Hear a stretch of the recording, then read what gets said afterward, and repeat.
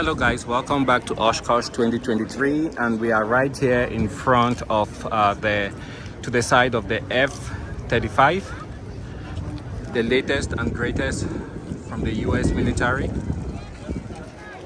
And the pilot is actually somewhere there. He's a colonel, Zakaria, and he's very friendly, talking to everybody and shaking hands. So that's really great. I don't know which of them it was. If it was Colonel Bart, but he's right there. Very nice guy. There's an air show going on. Walk on here, take a look at some of the aircraft they have on display. There you go. Here we have the Hot Canary. I still ask the question, how do you get in this thing? I don't know if this is the pilot here. I doubt. Let's just keep moving. Spread aviation. Look at that paint scheme.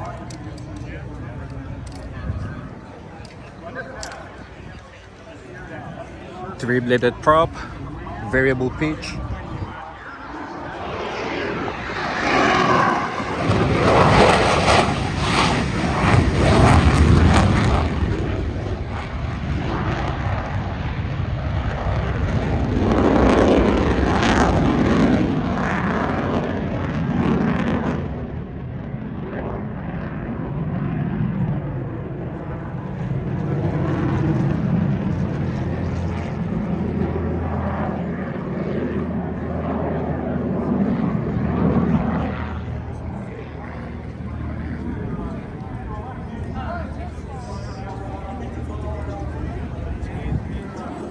Here we have a Christian Eagle. I've never seen many of these like I've seen here, all in one place.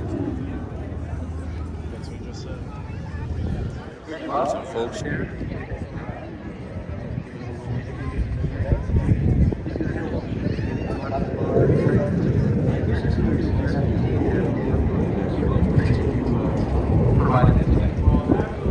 Those afterburners, when they are lit, they sound like thunder. It's an extra engine. Lots of carbon.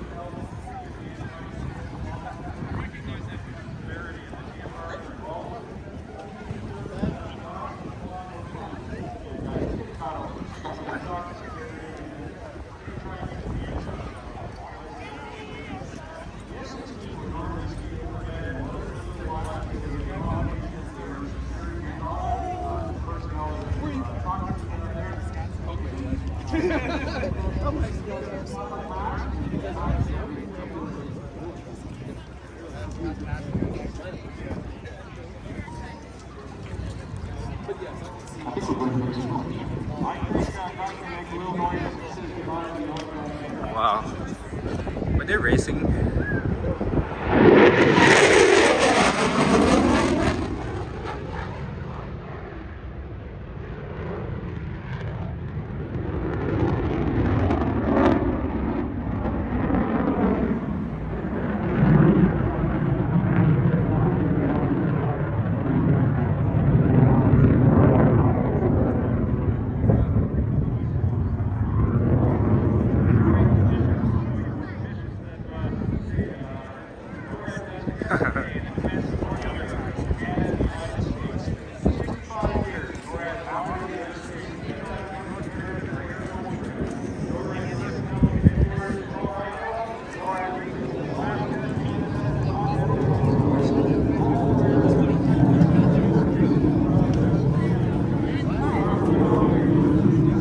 We're gonna head out to the field here and take a look at some more of the aircraft.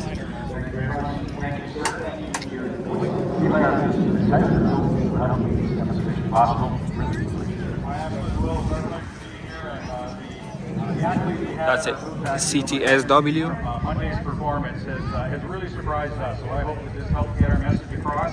I certainly think that first impressions it has, and we hope that I believe it could also be a Peepers trail. Now, Luke Jericho, we see that nice little white airplane that just took off. Tell us all about it. We do, and as part of our showcase portion of today's show, Now, I'd like to introduce you to the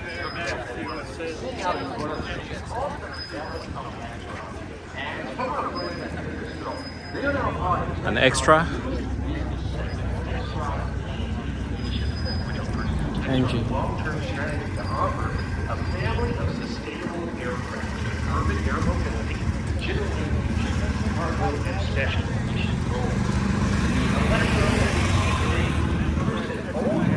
Time-certified electric aircraft. Oh, it's the electric aircraft from Pipistrel.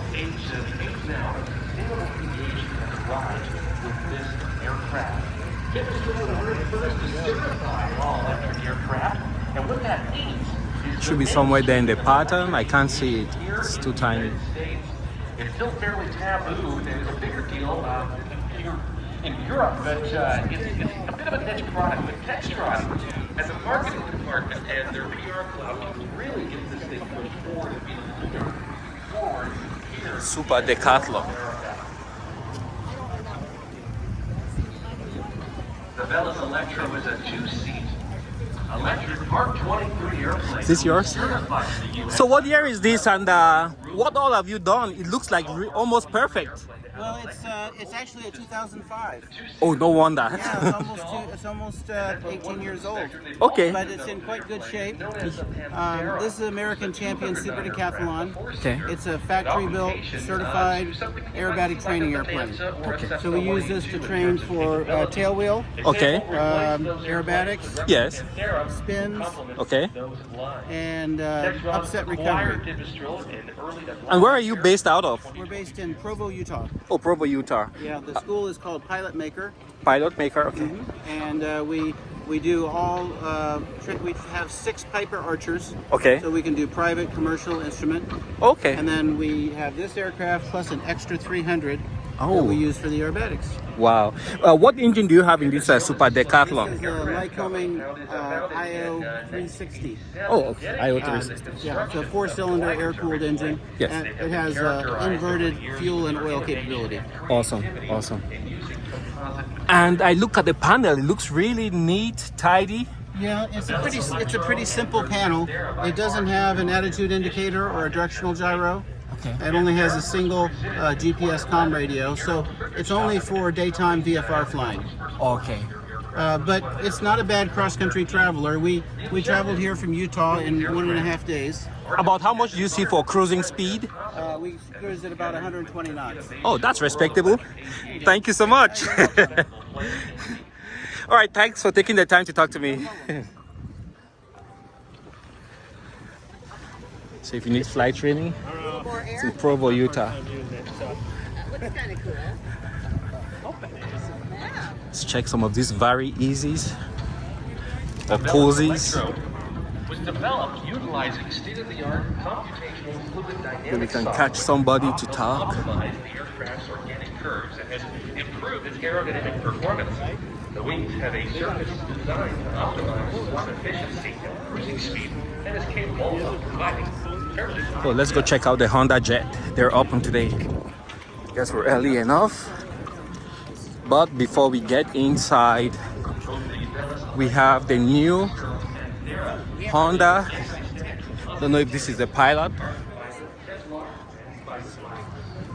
Oh, this is the all-new Honda CR-V hybrid.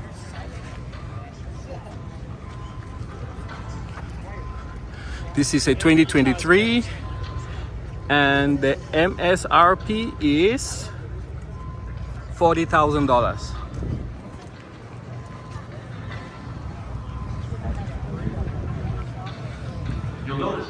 Swing around.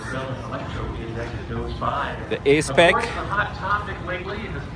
Acura, especially in aviation when it comes to underglow lift. TLX. Pipistrel leading the charge. It's got the rear spoiler. North America with It's got all-wheel drive. And this retails for $50,000. Very nicely equipped. Oh, you good. And over here we have the Honda Civic Type R. You can see the new design language from Honda, where you have that blunt front. There's a vent here. I don't know if it's functional. You can see the intercooler at the bottom. Brembo brakes on 19-inch rims.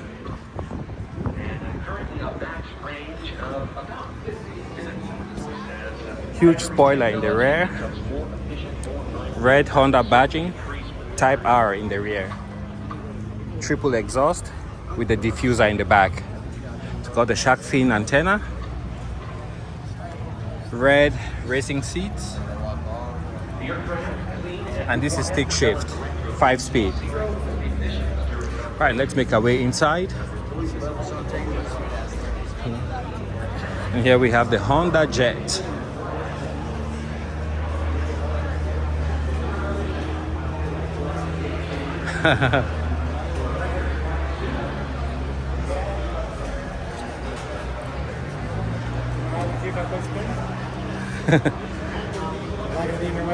No, go ahead. You're good.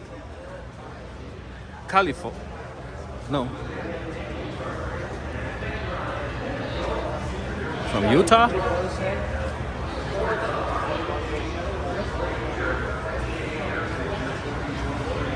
Or am I getting that wrong? Oregon. I said Utah.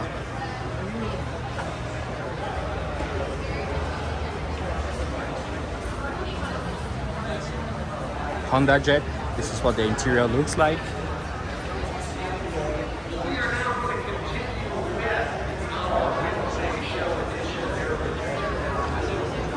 There's the engine.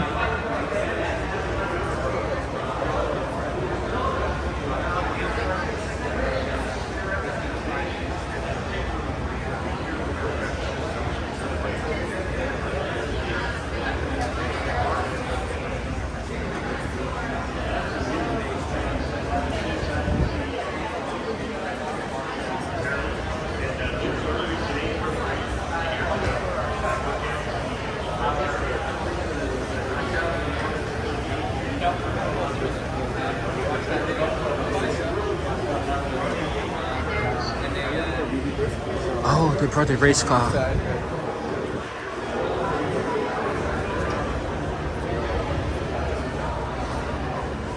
Got carbon fiber everywhere.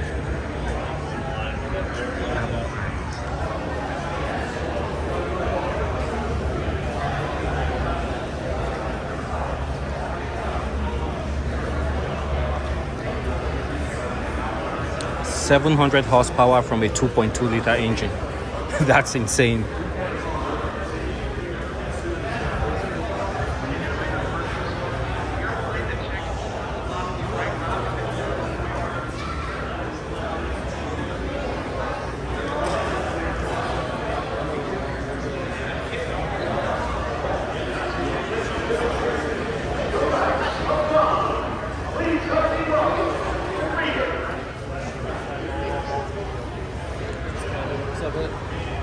The Honda 250. This thing is huge. 140 with VTEC, 115, 25 horsepower, 9.9 horsepower, 30. Whatever size engine you want, you have. I'm sure Honda will have something for you. Back here you have merch.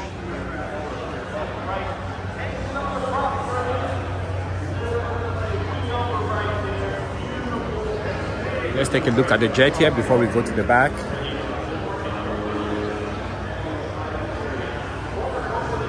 Press stand.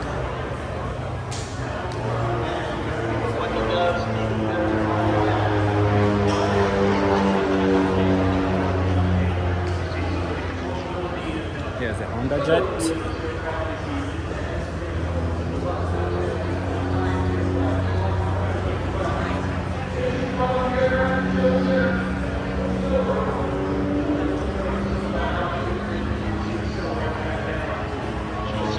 Give you another great one. Mr. Kid Reader on the left.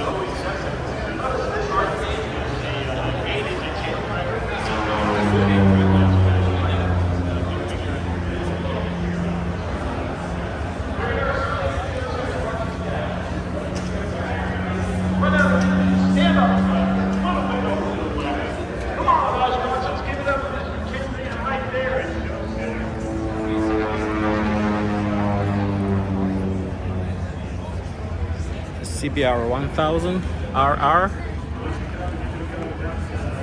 and this goes for $17,000.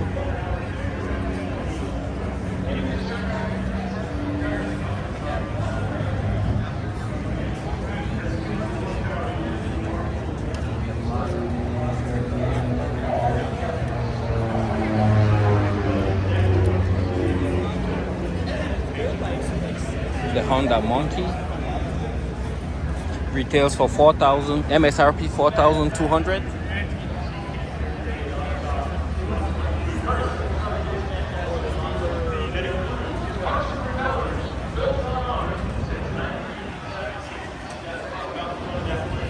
And straight ahead we have the Honda Rotos. He actually flew a fighter.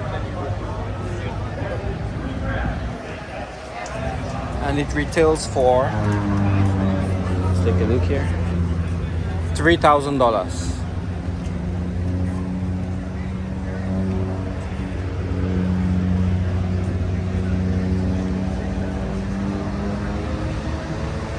Here we have the CRF 450 RX retailing for $10,000.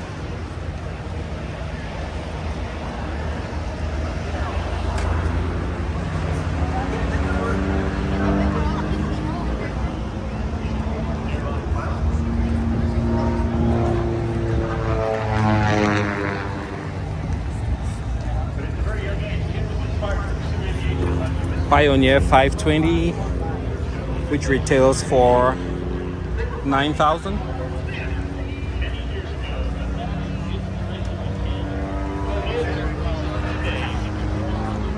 And here we have the 1000 R4.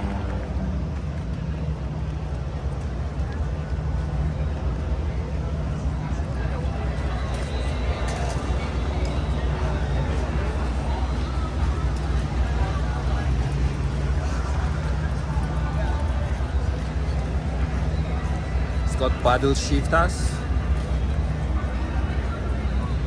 Folks, I heard somebody down here near the announcer stand say, I wonder how many people fits in this aircraft. The RV-8 is actually a two-seat tandem.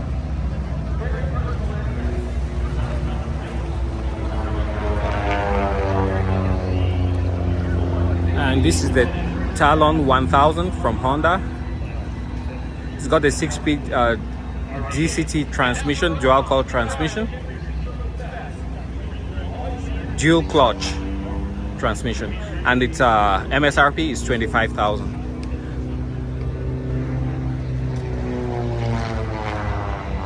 You see the warbirds coming back. Oh, I don't think we saw these.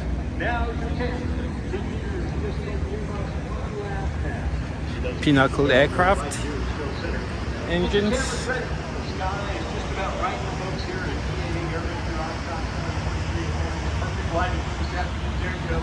Professional photographers tell me it's the perfect chance to get a shot. I hope you got one. Please help me thank Mr. Ken Reeder, the RV-8. We are so excited to have him here. Ken, thank you very much.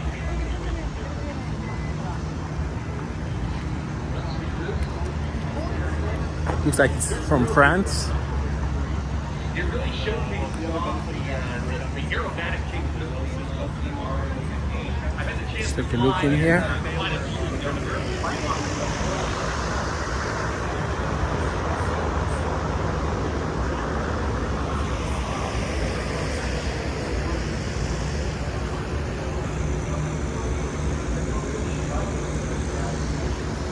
Kawasaki.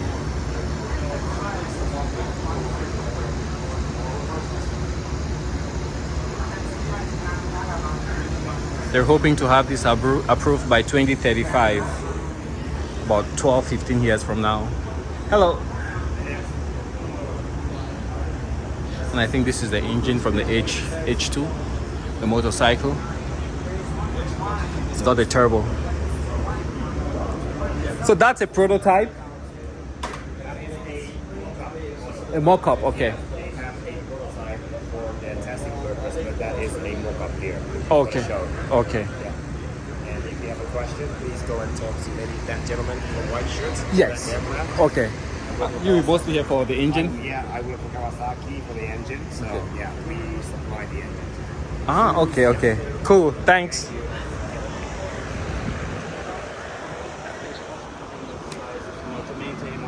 Hello. I'm gonna take a peek inside.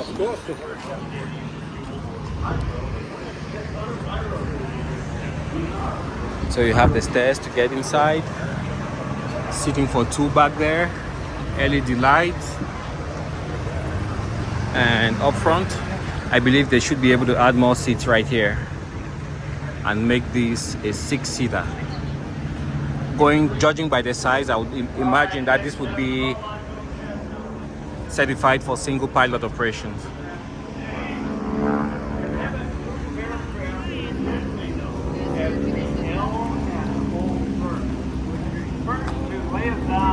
And observation. Now the aircraft that were involved in Need oil? World War II and They're having a special here. were general aviation aircraft that were adapted to military use by several modifications. Although the wingspan and the horsepower remained the same, the visibility out the windows or plexiglass was added. Sometimes pressure capabilities were added to these aircraft.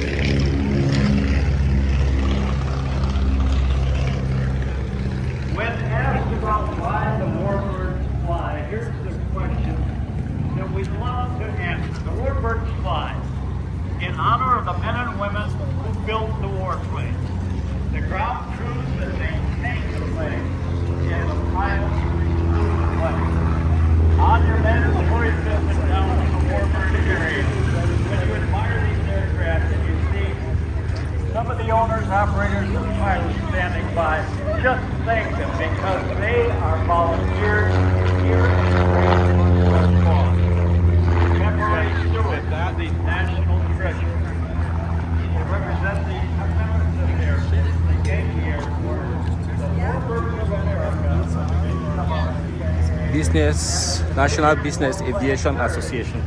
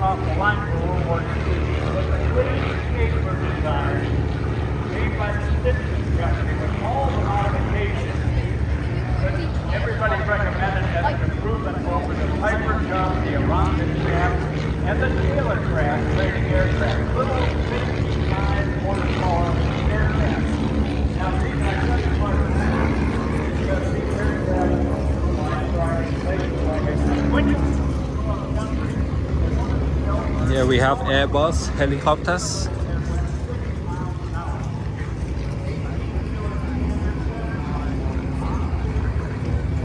So I think Eurocopter became Airbus helicopters. This guy does stunts, so everything is upside down. Pylon aviation.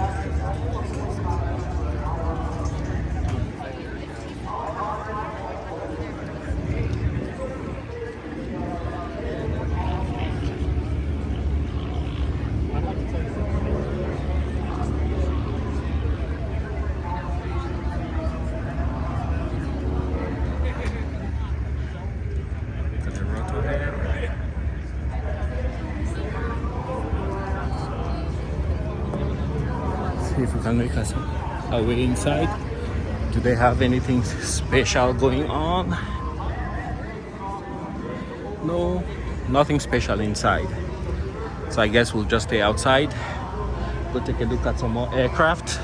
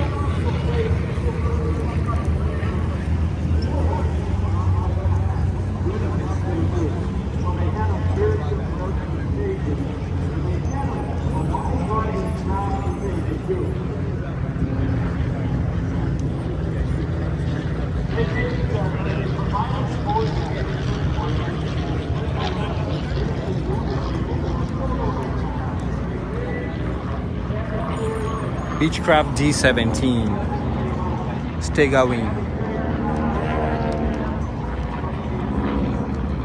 And here you have a Piper Tri-Pacer.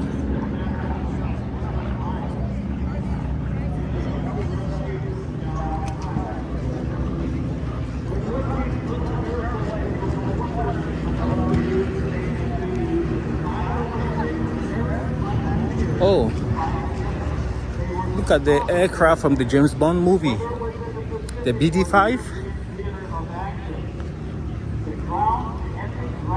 Oh, I can't believe somebody actually flew this thing.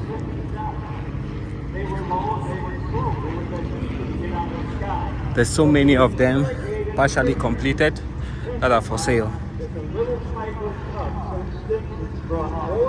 And it's not this one, it's the next aircraft I'm talking about. It featured in one of the James Bond movies, but that one looks much bigger. They were underpowered. Or if they were out at sea, the big guns from the ships out at sea would home in on our position, it would be all over. For that reason, they did not shoot at these little aircraft in World War II, but that was going to change in the Korean War. The aircraft in the Korean War, the name was changed to bird dogs because they sniffed out their prey. Generally, they were improved. Oh, this is not it. This is a Prescott Pusher. No wonder. Yeah, the one in the James Bond movie is much smaller, extremely dangerous. And this one is actually for sale. Believe it or not, it actually flies. Between a military Piper Cub and an enemy Beasler Storch. The pilots, the lieutenants in the Piper Cub, the Americans only had side eyes. So the two airplanes, the German Look at these airplane and gliders. the American airplane, were trading shots. The American pilot shot the heel of one of the German pilots in the Beasler Storch. A dogfight ensued. The L-4, the military Piper Cub, was on the trail of the Beasler Storch. The Storch kept flying lower and lower to try to shake the Piper Cub on its tail, took the wings into the ground, went skidding across the field. Our military Piper Cub landed. The two American pilots came over towards the airplane. The pilot that wasn't shot in the heel took a run for him. There was a pistol shot in the air, and he quickly thought a better idea. He gave up. The pilot that was wounded, I want you to listen to this. He thought that the American lieutenants would come over and shoot him. That's what he testified. What happened was the end of the war. The killing was over. Why extend it? The American pilot went over, removed the boot of the German pilot. The bullet had gone through and penetrated the skin just a little bit in order to cause some blood. But he provided first aid. It was over. Why have any more killing? The last air-to-air combat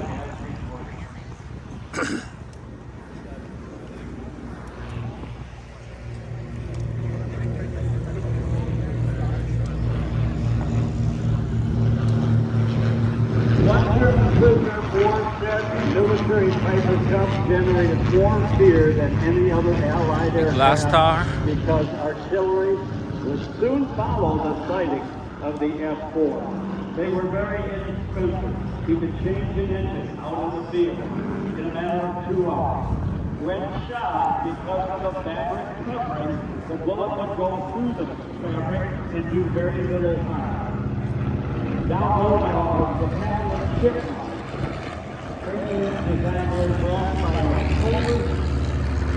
Aerobatic engineers are trying to get his thing right. Visible yet panic. To all you Polish descent, that's my best interpretation. He brought together a good airplane, a good training airplane, and the Hamlet shipment was recognized by early air show pilots. The first one being the legendary Harold Fryer, that with modifications and a bigger engine and more surface control, it would make a great air show monoplane. That was picked up by the legendary Art Scholl, who did modifications. Yeah, we have the more, Sunexes. including fitting one with retractable landing gear. Whoa. Yes, they did carry some artillery, and that is an L4 that laid down some of the pyro, courtesy of Tora pyro team. And that reminds me, that airplane reminds me of the article that came out in Sport Aviation and arrived at my house about 2 days before we left for Oshkosh. It was about Bazooka Charlie Carpenter, a great article about a guy who had seen that his colleague lashed a bazooka on each side of their military Piper Cub. Not content. He said, I think they can do one on each side and I'll do 3.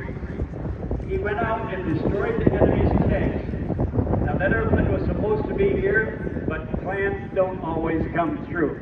The airplane didn't make it, but there's a great article in Sport Aviation about Charlie Carpenter, and there's a book that came out as well, and he could reference your EAA magazine. Now there are a couple of Take a break right here. L19s that were